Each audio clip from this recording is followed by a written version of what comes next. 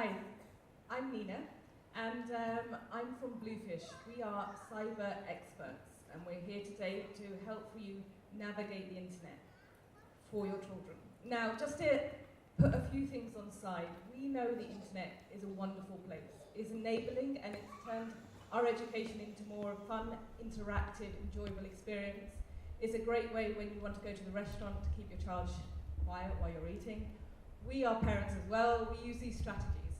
I'm going to present the dark side of the internet today. You need to keep in mind this is part of it. We are not pulling away from the fact that it is a tool that is necessary. We do not expect you to then ban the iPad or the mobile, because we will be giving you a lot of information. As a parent, sometimes we read it and say, our kids are never using the phone again. But that wouldn't work. That will never work. I'll give you an example. We have a school in Pakistan we deal with remotely, and they decided we're banning the phone. They actually went around the school afterwards and found 160 hidden phones. Children will find a way. So that's not the message we're getting across. What we do with Bluefish is we work with corporates, we work with governments on cyber policy, and we work in education. With corporates, we deal with what do you do once you've been attacked? Now you are more likely to face a cyber crime or attack than an attack or a crime on the street. The figures are outstanding. If anybody does listen to the BBC News, the last 2 days they've done quite a bit about online crime, so it's interesting to go back and have a look at that. It has become easier and easier for hackers to get around and make us the targets. And to show you how easy it is, we tested some of the privacy settings of people in this room.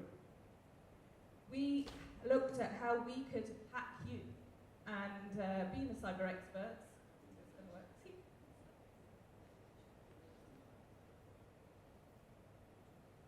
see how I was a cyber expert there? I have hacked you.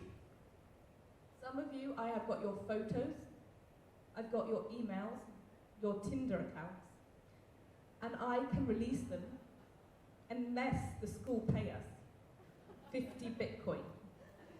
At the rate it's going up, that's a good number right now. I haven't hacked you, don't worry. What we do with the kids, we make them feel that plummeting fear that I have your information. And you will see their faces sink when we say that to them. We tell them, if you are slightly worried about me hacking you, use the granny filter. If you don't want your gran to see it, don't take it. It shouldn't be on your phone. It's not very technical, it's not sophisticated, and I promise everything else we say today is a little bit more sophisticated than that, but it is as easy as that. The biggest problem is our own children taking those photos, putting the information out there, putting the abuse out there, and that's what we're talking about today. There are lots of issues on the net today. There's the bigger problems, like who is legislating the internet? Who governs the internet?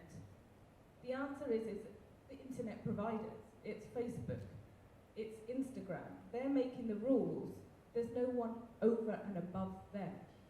There are bigger pictures of, should we let competitors have algorithms that follow each other? Should nation states be able to spy on each other? As you may be aware, North Korea just hacked South Korea's war plan. So now, North Korea knows what South Korea was going to do. It's got to a crazy level. Hacking, like the hacking that I just explained, is called ransomware. Ransomware is where I will hack your phone and ask for a small amount, not a lot. The people who are being targeted for this are 13 to 17-year-olds.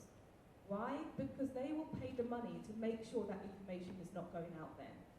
Ransomware attacks have gone up in the last 6 months by 50%, making it a $4 billion loss. It will happen to this generation. Unfortunately, the crimes are getting bigger for them. Now, what we want to deal with is the smaller questions. Are we looking after our kids' privacy? Do they know what's right to be putting out there? do they understand that it's there forever? We may say, put your privacy settings on, make sure, it's on your phone, but a hacker can still get to it. A bad actor can still get to that information. I want to show you what hackers can do.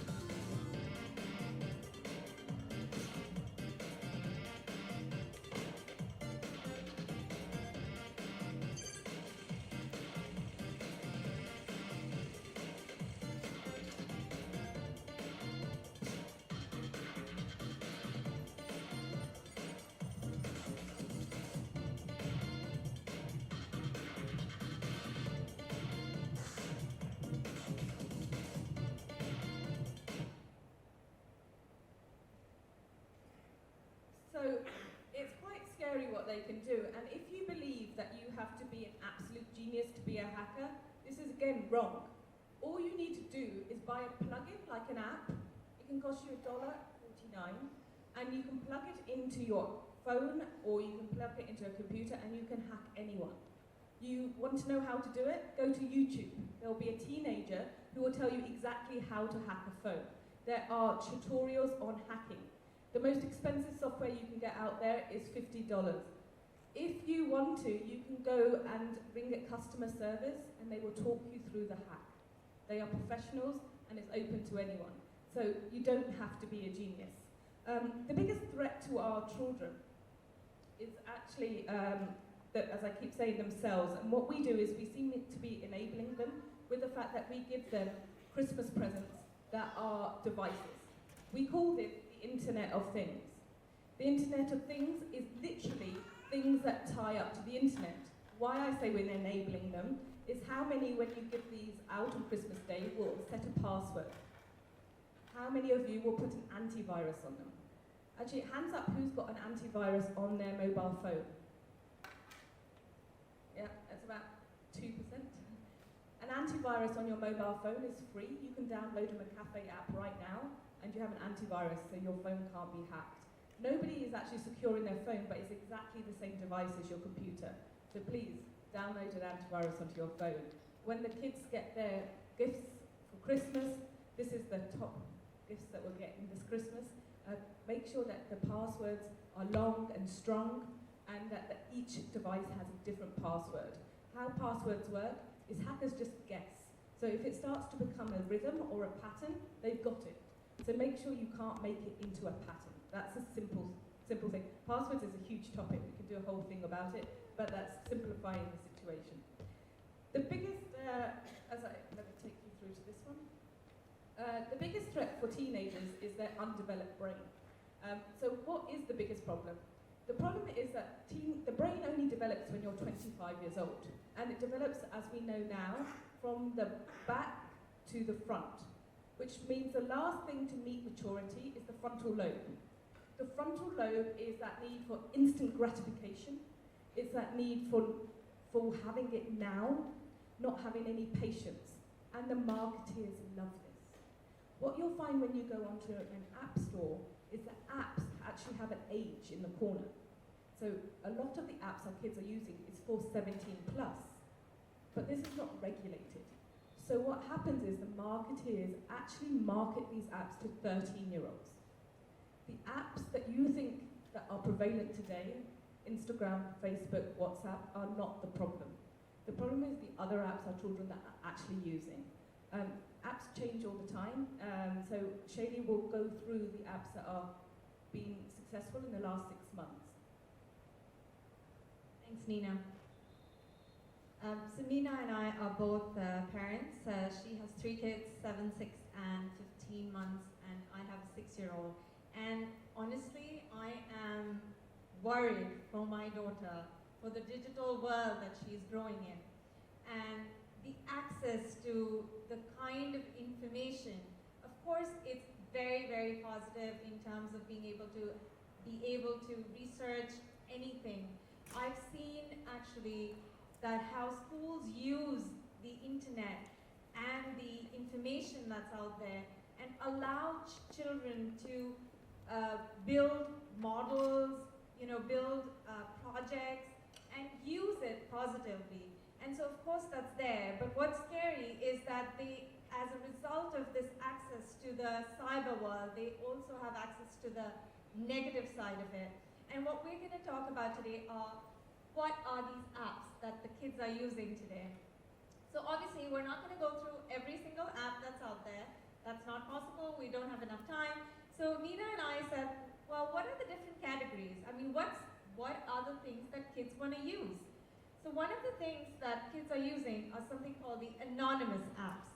So there was a guy in Abu Dhabi who said, well, I want my employees to be able to give feedback anonymously so that the company can improve without having to fire every single employee who gives negative feedback. And he came up with this app called Saraha. Oh, sorry. And he said that, well, this app became really, really popular as soon as it was taken beyond the organization. And now, instead of being the honesty app where you can give feedback anonymously, it's become a cyberbullying app. There are children who are going on this app and asking for feedback on what they look like, what they, if they've written something, what people think, and it's just become a cyberbullying app. The other app in the anonymous is the Kiwi app, and this is where a lot of children are asking questions to their friends, all sorts of questions, not all of them are appropriate. The other category, which has become really popular for the instant gratification, has been the live streaming app. And some of the apps in this category are Bigo Live, YouNow, Lively, and LiveMe. And as the name suggests, it's all about them. These apps have marketed so well, they want the children to feel like celebrities. Bigo Live is a video blogging app and has bad language, violence, nudity, and none of it is monitored. Lively has no screening tools, no censoring tools. YouNow has so each of these apps have built a subculture. So what the marketers have done is, while it's supposed to be for above 17-year-olds, they've actually gone and marketed to 13-year-olds. Because these are the children who are looking for instant gratification, for feeling important and, getting that celebrity feel. So YouNow has a celebrity culture, and you can comment on other people's videos. I decided that I'm going to create accounts on this and see what's out there. And I went on Bigo Live, and this is the first image that showed up. None of those kids in those pictures are over 17. The other thing I saw, and while there's no nudity in this particular picture or violence, the fact that 2 young schoolgirls in Singapore are live streaming to anybody out there while they're shopping, which means that if I was a predator, I would know where they are, I would know their names, and I would be able to access them. So that's the scary bit out there. The other category is the teen dating apps. These apps are actually called Making Friends app, but what they actually are the teen dating apps. So some of the apps in this are LOL, spot a friend, and something really, really, like simple called Yellow. If my daughter had an app on her phone called Yellow, I would not be getting scared at all because I would just think it's a coloring app or something like that. But the fact is, these are all teen dating apps. They're all, again, meant for 17 plus, but they're marketed to 13 and above. They have half-naked pictures on there, and they are referred to, some of them, especially Yellow, is referred to as the pedophile app. So one of the ones I went on to is the Spot a Friend. I had not even set up an account yet. I had not even logged in, and this is the first picture that showed up. Can you see login, sign up on top? I have not logged in. And this is the first picture so people can send you requests to be friends to anonymous people without even logging in. That's really, really scary. And that's a half-naked picture of a 17-year-old in his bathroom. That is not okay. This is not the world we grew up in, and this is the world that our children are growing up in, and we honestly don't know how to deal with it. The answer to this is not, and some of the other pictures that showed up was a girl, 15-year-old, another one, 18-year-old from another place, and this is the thing. It's an app where you can swipe left or swipe right. We're all familiar with that. I mean, even though we're not using Tinder, or some of us are, we know this is what Tinder is all about, and this is for teenagers. I think the scary thing is that, of course, all of this is out there. You're not going to be able to take it away. You're not going to say, you are not allowed to do this, because they're going to find a way to do it. It's all about having a conversation with your children, making them aware that we're aware as well as parents, and also just guiding them to understand that there's a bigger picture. It's not about instant gratification. It's not about how many friends you have today. It's not about feeling like a celebrity. There's a bigger picture out there, and we will get into digital legacy later in the presentation. The last category we looked at is the group video chatting.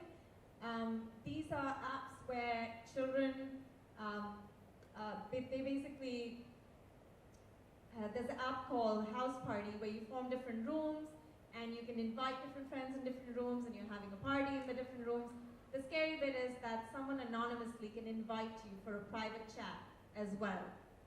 There's a really simple app called Monkey that I looked at, and Monkey's used very good marketing strategy by using Kane West.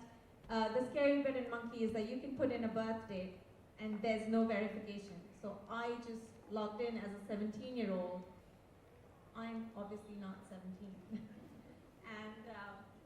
And they've used people like Kane West, Kim Kardashian on their apps to market to the kids, to get the kids to, give access to their microphone, give access to the camera and their location.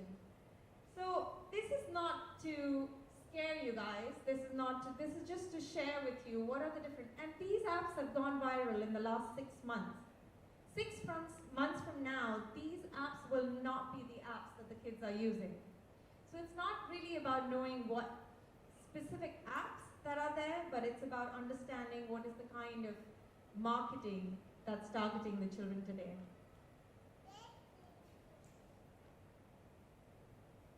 So I'm going to move on to cyberbullying. If you do have any questions about the apps, we will send a PDF with these apps around to you, and you can just channel questions through the school. Cyberbullying is an issue like when we were growing up. Bullying will always be an issue. The problem with cyberbullying is that now it's anonymous. The person you thought was the bully in the playground is no longer the bully who's behind a computer. The psychology, the mapping of a cyberbully is very different to what we know. And unfortunately, because of the way cyberbullying works, our children are getting caught up being the bullies. Because if you like or you share a funny video of somebody being humiliated, you are part of the problem. And I think a lot of children are becoming bystanders of bullying without realizing that they are also the bystanders of bullying. I want to put through a case that really changed the cyber security and how we perceive bullying. It's a case of Mallory Grossman.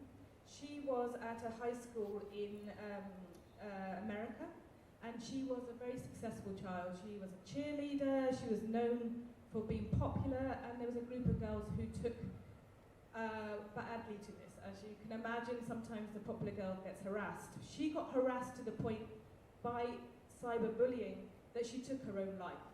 Her bullies told her, kill yourself, and she did. They did not have a cyber smart policy at the school, and when we looked into the information, we realized the conversation had never happened with these teenagers at all. The teenagers who had liked and had followed the posts were also tried as bystanders. So they were tried as accessory to murder. And this really changed how cyberbullying has been perceived. It is against the law in most countries. You can be prosecuted for bullying or being an accessory to bullying. One of the interesting people in our community who then came out was this lovely lady, and I urge you all to follow her. Her name is Trishna Prabha. She is only 15 years old, and she was getting absolutely annoyed by the community, saying, if you're being bullied as a victim, reach out. Go talk to your teacher, talk to your parent. If you're being bullied, you're talking to no one. You're not in a great place. You are insulating yourself, you're coming back into yourself. So she said, this is rubbish. And the information I gave you about the brain, she was the first person to come along and say, look, we are actually not equipped as teenagers to be making these decisions. And she created this amazing app, and I urge you to put it onto your kid's phone. It's called Rethink, it's for free, and what it does is send an alert saying, do you want to send this text? Will it cause emotional distress?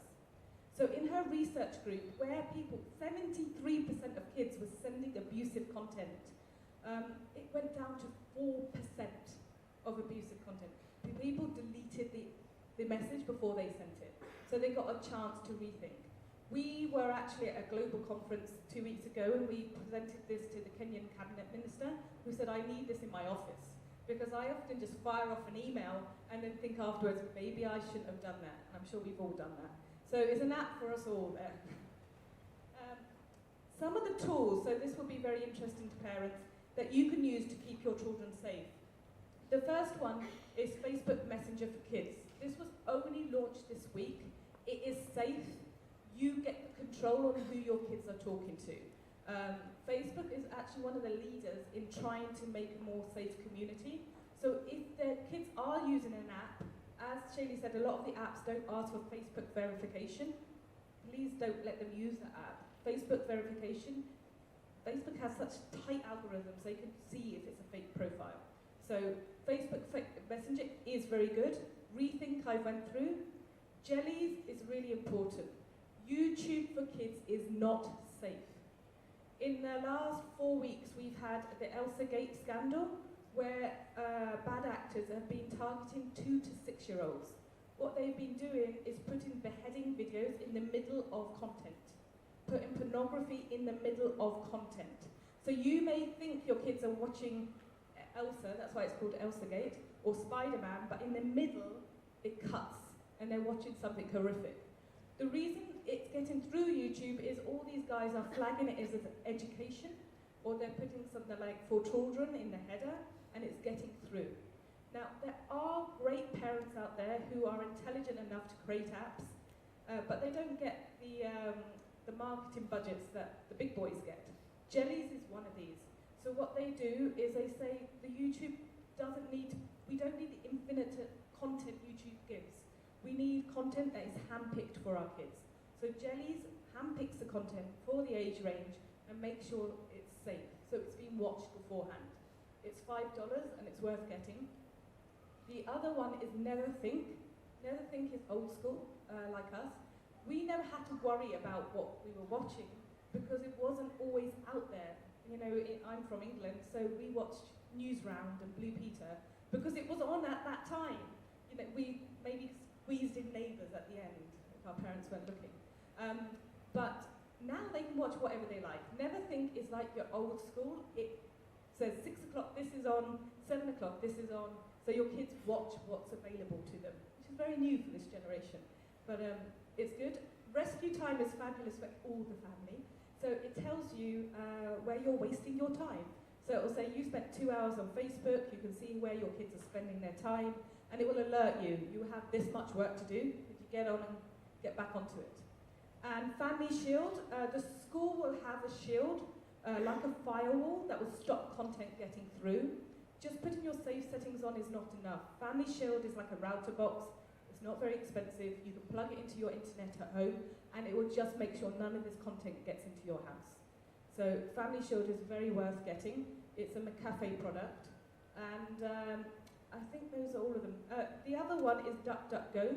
We use DuckDuckGo. It's a search engine that doesn't track what you are doing, so you don't get all those annoying adverts to start with. So it just pushes out, and it's a very safe product. Those are the tools, and I'll move on. These are some of the points we want to make about cyberbullying. If you read through those, the biggest one we like to really hammer home on is if your child is being cyberbullied, if you feel there is an issue out there, please do not approach the bully's parents. The school, and I would say this school is very equipped to do this, everyone has an emotional response when it's their child. You will never get a positive, oh yeah, I'll sort that out, because there's always a story behind it. There's got to be an independent person who filters through that.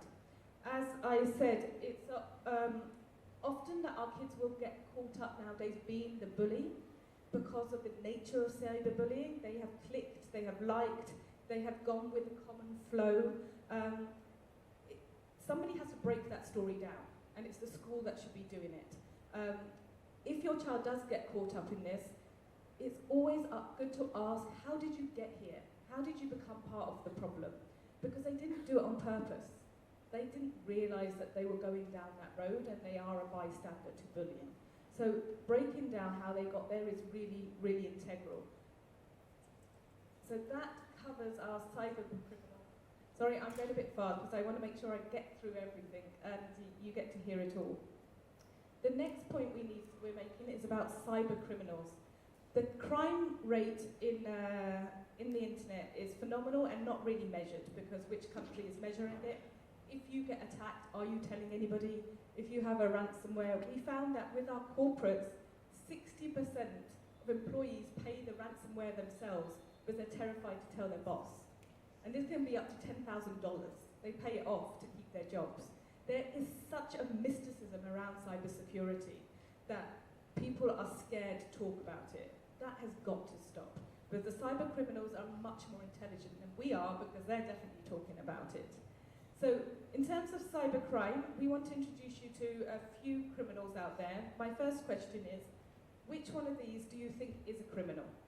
Number 1, 2, or 3? For number 1, raise hands. Who thinks number 1? Number 2? Number 3? Well, all 3 of them are cyber criminals. Yes, and all 3 of them have 3 different crimes.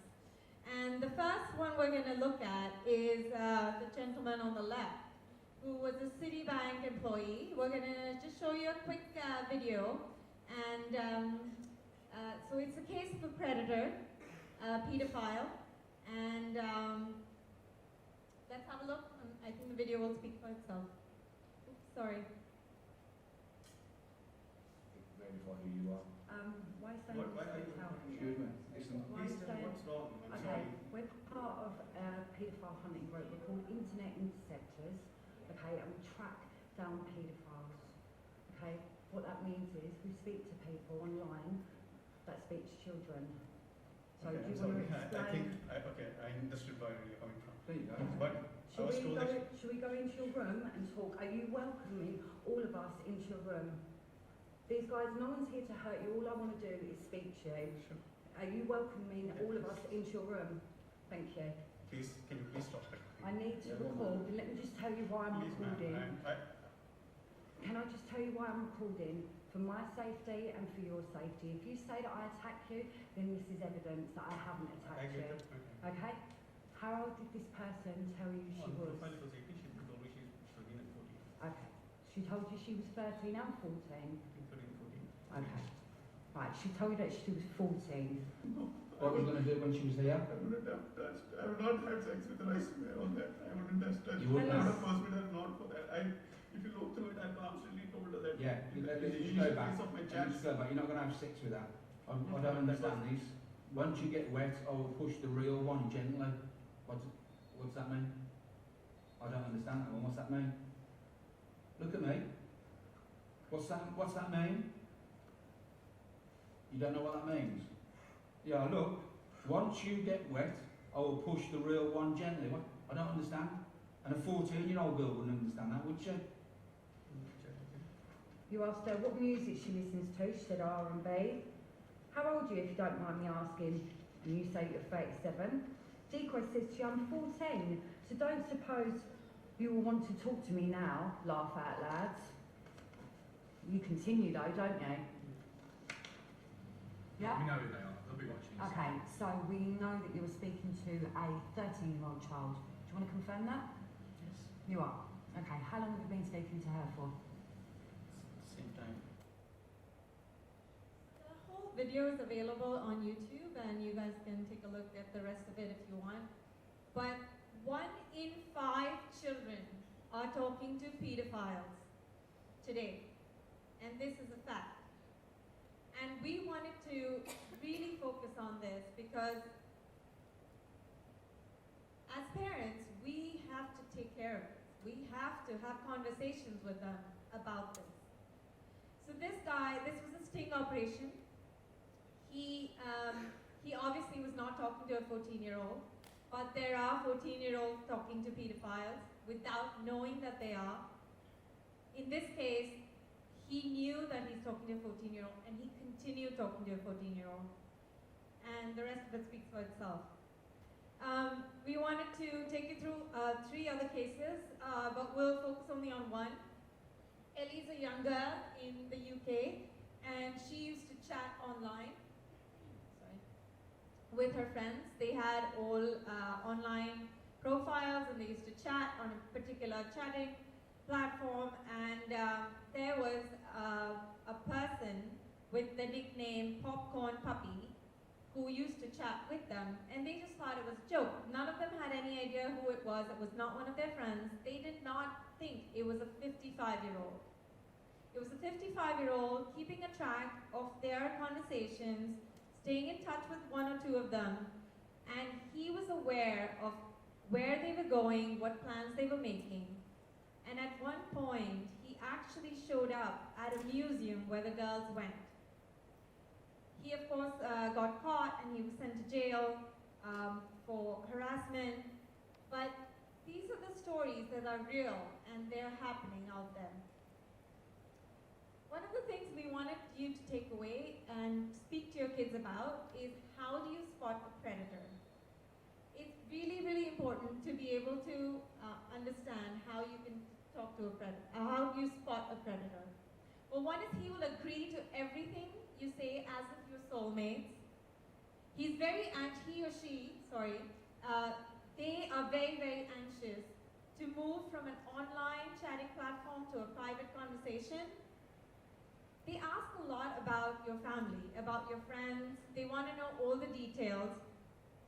But do not be fooled. They've actually done their research, so they may actually know a lot of stuff about you that you haven't told them. They want to know about your emotional state. They will make you feel like they are more concerned than your own parents are concerned. And they will try to disrupt those relationships. They will try to say that, oh, they don't understand you, they don't get you, but I get you, and encourage negative behavior. They start talking about how much they like you very, very quickly. But the most important is they seem to know when and where you're online, and sometimes even where you are. So this next case, has anyone ever seen this case on TV? The case of Michelle Carter? Anybody heard of it? Just raise your hand. It's a case where she was sent to prison for encouraging her boyfriend to commit suicide by texting him while the act was happening and saying, get back into your car and carry on with the act. And he actually did die from that scenario. Has anyone heard of this? Yeah? So the press are very good at showing you one side of the story. She was painted as the culprit and she was tried for it and convicted. Let me tell you the other side of the story. Conrad and Michelle were in a relationship for 2 years. In that 2 years, they met 3 times. Their relationship was completely online. Her parents found out about the relationship the day he died. He managed to have a 2-year relationship online without his parents knowing. Now, from her point of view, she's a 16-year-old girl. She also was in rehab. She had an eating disorder, and she had her own issues. And for 22 months, she tried to get him to stop killing himself. She was his only caretaker. The parents had done nothing to intervene at this point. So there's a wider picture, there's a wider conversation. How did the parents not know about such a relationship for so long? There's a lot of information about how they texted continuously, they were always on the phone. The parents always say he was always doing something. It completely bypassed them. The press said a lot about the fact that she did it for popularity, she wanted people to feel sorry for her. She didn't know his friends, she didn't know his family, she lived thousands of miles away from him. So there's a massive conversation we need to have as parents. Do we know what our kids are actually doing on the phone? The next case that we have is one that we really need to take note of. This gentleman here was at school, and the school had a raid of the phones. They looked into the phones. At this time he was 18, he just got a scholarship for football, and he was off to college. On that phone he had pictures of himself at 17, which was 6 months earlier, and his girlfriend naked. He got tried as a sex offender for having sexual pictures of himself and his girlfriend, who happened to be his girlfriend for 2 years. It was just between the two of them. He ended up losing his scholarship and he did time in prison. If you are expecting your children to go to university in Australia, UK or America, your children need to know they will get tried as sex offenders if there is a picture of someone on their phone, or, as I showed you, I can hack you, or any other media. They will get tried as sex offenders. The real issue we have with this generation is a lot of countries haven't come up with sexting laws yet. So there's no separate law for it, and actually when there will be, it'll be even tougher, because we have a real problem. There has become an epidemic where we feel it's okay to sext. And this generation, we find they're doing it younger and younger. So the problem we have is the lawmakers don't know what to do. So we have found cases of children being put into prison in the sex, pedantry, paedophile section. Your children need to know this. It is a crime. It is not normal. Why am I going on about it? Because stats talk for themselves. 70% of 14-year-olds are sexting. If you don't believe me, just when your kids aren't there, turn off your safety setting on your Google or whatever browser you use and write sexting and see what photos come up. You will be shocked. It has become so natural that people think it's a joke. And they're okay with forwarding it. One thing I think we need to really hammer home is the person you trusted at 16, your first boyfriend or 18 or whenever, or your girlfriend, sorry, if they had photos of you now, what would be going on in your head? Like, I would not be happy. The problem is, those photos, we probably could burn them. You cannot burn anything on a digital legacy. It is there. Snapchat recently got hacked. What did they take? They took 90,000 photos. Who was their target? Again, 13 to 17-year-olds. They leaked those photos across the internet just for fun. And the universities are getting a lot more intelligent. They have technology that will take a deep dive. You may Google your child's name and think, oh, that's okay. They deep dive. They can find out any literature or photos of your child. So one of the things we will talk about in digital legacy is how we can actually make that a positive for our children, just not a negative. So these are the facts on the sex. So, as Nina mentioned, 70% of 14-year-olds are sexting today. Most of them do it as a joke. I think a lot of kids think it's normal, and therefore they do it as a joke. A lot of them do it to feel nicer about themselves, sexy, pretty. 12% feel pressure to do it. So there's a lot of peer pressure out there. One of the teachers did a survey in the school, and he shared some of the stats. 50% of the children actually are not doing a lot of these things. So it's an 80-20 rule. You know, even if it's only 20% that are doing this, we still need to be wary of it, and we need to be having those conversations. 15% of these teenagers have sexted to strangers, and that goes back to what we were talking about. We don't know who these strangers are. Are they of the same age, or they're not? Let's have a quick look at this video, which Send me a picture of that booty. which is Colorado teenagers sat having a down with us for conversation a about raw, sexting. unfiltered conversation about what goes on inside their lives. Sexting. How many of you have ever seen a naked photo of someone in your school? When did you first see it? Middle school? 6th grade. 6th grade, yeah. 12? Yeah. Do you have to ask for a picture, or do some people just send them? Oh, no. Some people just send them. Guys will just send them.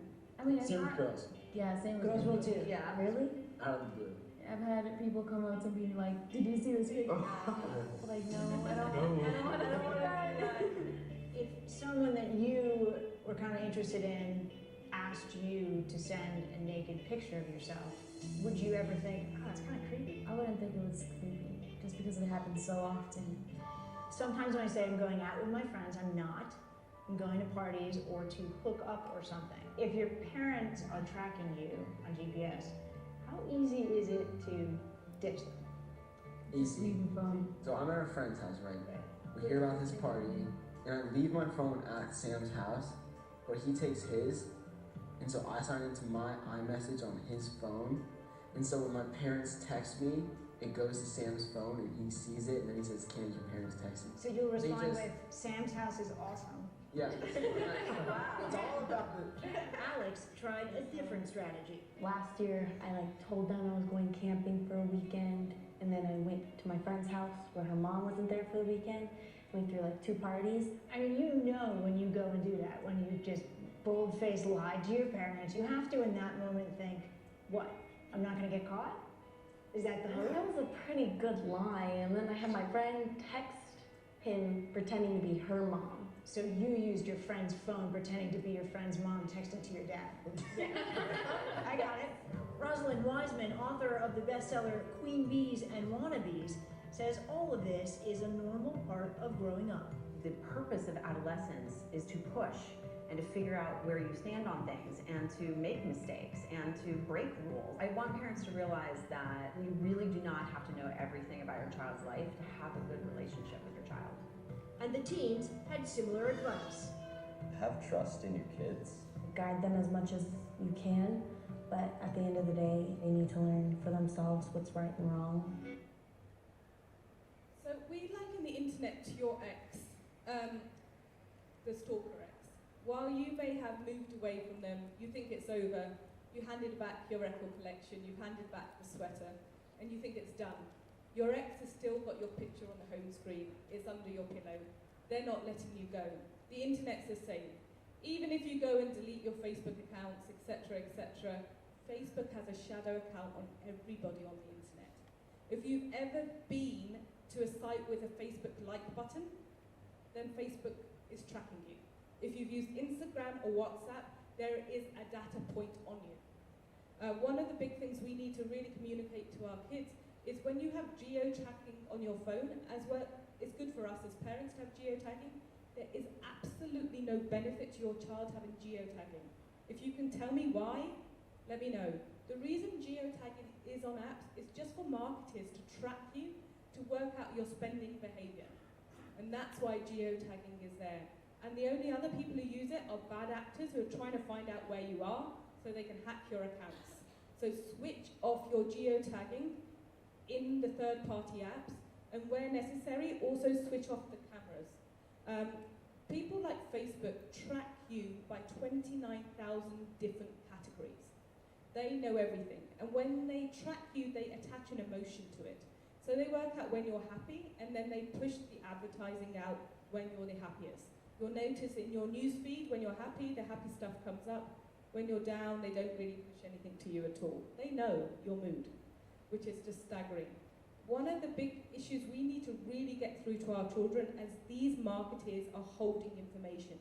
If you think the data you're leaving out there belongs to you, it does not. As soon as you hit the terms and agreement on any app, all that data, all those photos, all that knowledge belongs to them, not us. Your photos are not yours. And that leads us into digital legacy. Our children need to understand what online is their legacy, and it's very different to what we think legacy is. We'll just go through a case scenario to give you more insight into that. Let me introduce you to James. Oops, sorry, I might be pressing the wrong. Yes, let me introduce you to James. So James was born in 1985. He's not from my generation, but you know, his parents thought it was really cute to put up pictures of James, and of course, so we all have done that. We've put pictures of our kids online.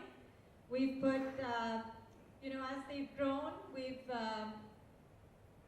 through their teenage years, they've accessed, they've SMS, they've used different apps, they've put photos out there. There's a lot of stuff that's getting built over the years. So for this generation, since their childhood, through their teenage years, there's a digital legacy being built. You know, if he ever sent a message about drinking and driving, it's got recorded up there. Somewhere out there, this information's there, and it's all linked to James. James grew up, became successful, had a good career. He was about to get promoted. And that's when the company, the specific company, was very particular to make sure that whoever they promote to this level does not have a negative digital legacy. And they did a deep dive, and that's it. He lost that promotion. Our children do not understand this, do not understand that their lives have got recorded through every single step of the way. It's been recorded online. And we need to make them aware of that. So, are you guys ready to delete all your social profiles and all your children's social, media profiles out there? Well, that's not the answer. We cannot, my 1.5-year-old, my 6-year-old will snatch something from him, and all he wants is that thing. And that behavior doesn't change. That's human behavior. If you take something away, they will want it more. So that's not the answer. We're not going to go and ask them to delete stuff or to stop something. What we need to do is figure out how do we keep our children safe. We've come up with some rules, tools, what are the dangers we need to be aware of, and finally, do not give them access to purchase anything online. These are children. We did not have, we were given pocket money, limited amount of pocket money growing up. These children do not need to have access to your Apple Pay account at all. Some of the basic rules, we're happy to forward some of this later on because we're going to run out of time. But very quickly, make sure the kids are using their iPads or iPhones in the common space so you can monitor it. Make sure that you're talking to them about what is the objective of their using the screen time, and set boundaries. You know, a lot of us didn't grow up with our parents disciplining us to use the internet because we did not have access to the internet. So as parents, we don't know how to discipline our children in that aspect. We discipline them really well in the other aspects, but we don't know because that's something we were not brought up with. So come up with how you want to discipline them and what boundaries you want to set. What are the dangers? Gaming is a very, very, very scary space. All our kids like to play different kinds of games online. 20% of the kids trust these gaming platforms blindly. But you need to be aware that most of the strangers try to access and reach out to kids on these gaming platforms. They just need to be aware of that. I'm going a bit faster on this. Create separate accounts for your children. Do not share your passwords with your children. Guilty as charged. I do share it, but do not share it. I've changed it since I've started doing this, and do not share your passwords. Create a separate account and create a separate password for them. We went through the toolbox, and a lot of the tools that we shared with you, you guys can use them. And finally, privacy controls. Depending on how much time we have, or we can again share it as a PDF later on, please put the privacy controls on your laptops, on your iPhones, on your any other tablets. You really need to have, some of the key things that need to be on is your firewall needs to be on. Your security, privacy, please make sure that you require password 5 seconds after the screen has gone to sleep. A lot of people don't do that because you don't want to keep, keying in your password. But the fact is, if you're away in the kitchen, or if you're away for 10 minutes from your laptop and your laptop's open, your kids have access to your screen. And they can go and view your password or take a look at whatever they want. Location services. This is a really, really big one. Whether it's on your phone, or whether it's on your MacBook, or any of the other devices, all your apps do not need to have access to location. Of course, Google Maps does, Grab does, Uber does, but other than those 3 apps, the rest of the apps don't really need to know where you are. Turn that off. A lot of the apps don't need access to your photos.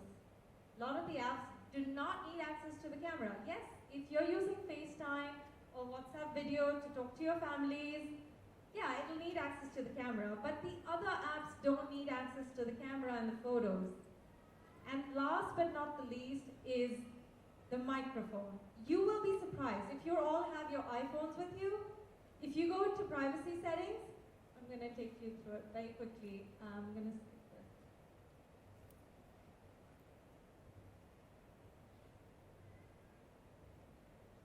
Yeah, microphone. You'll be shocked how, this is on my phone, you'll be shocked how all your apps have access to the microphone. Some of them are actually listening to you. Instagram, you don't need to record anything in Instagram. It's a photo, app. But it still would, I've turned it off here, just as an example, but basically a lot of these apps have access to your microphone. So please turn that off for yourself and for your children. So I mentioned about purchase, to not give them access, and I'll hand it over to Nina. So the other thing we ask you to do is if you go onto myactivity.google.com, you can delete your browsing history and your timeline, etc. So that's a safe thing to do for your children and for yourself. It's very easy to access. So my last point, we always say, as we are Bluefish, think of a fish. And if you can think of a fish that we've shown you through the video of our logo, then I have managed to manipulate your thought process in 1 hour. Can you imagine what Facebook, Instagram, and all the other apps are able to do to us and our children? We are all aware an election got swung by the manipulation of Facebook. This manipulation is happening with marketeers across the internet. I want cybersecurity conversation to be like when we were younger. It was so normal to drink and drive and to not wear a seatbelt in the car. Our kids would never think of not wearing a seatbelt, and they would never expect somebody to drink and drive. It's become part of our DNA. Cyber hygiene has to become part of our DNA. It's got to be a conversation at home. We cannot rely on the fact that our kids know how to supervise themselves. They do not, and they should not be allowed on there without supervision. There is a question of privacy, and my child should have privacy. With the internet, I would say that needs to be very limited privacy because the bad actors are giving your children no privacy. So only you are there to monitor who's coming towards your children. That's their peer group and people who are much older than them. So I hope we've given you some insights. If you do have any questions, feel free to channel them through. And if there's anything else we can help you with, you can search us on bluefish.org. Thank you. Thank you.